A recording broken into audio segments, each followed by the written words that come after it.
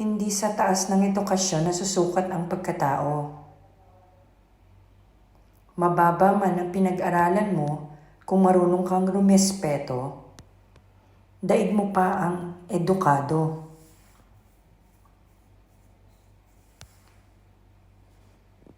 Hindi dapat laging nagmamadali.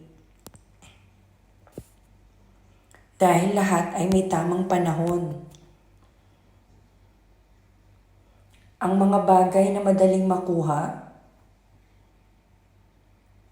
ay ang mga bagay na madali ding mawala.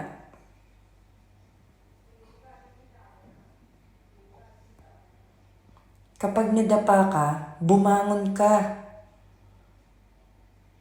Tandaan mo,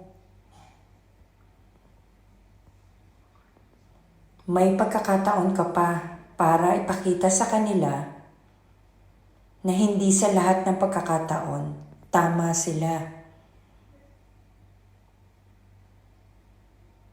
Lagi mong tandaan, kahit gaano pa ka-useless ang tingin mo sa sarili mo, isa ka pa rin sa mga rason kung bakit may mga masayang tao. Pag malungkot, problemado ba agad? Di ba pwedeng wala lang pera?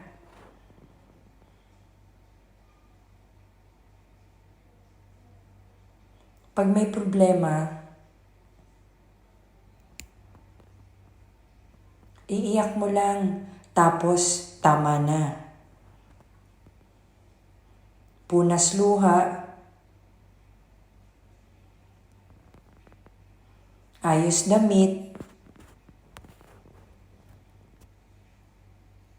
suklay buhok, tapos smile.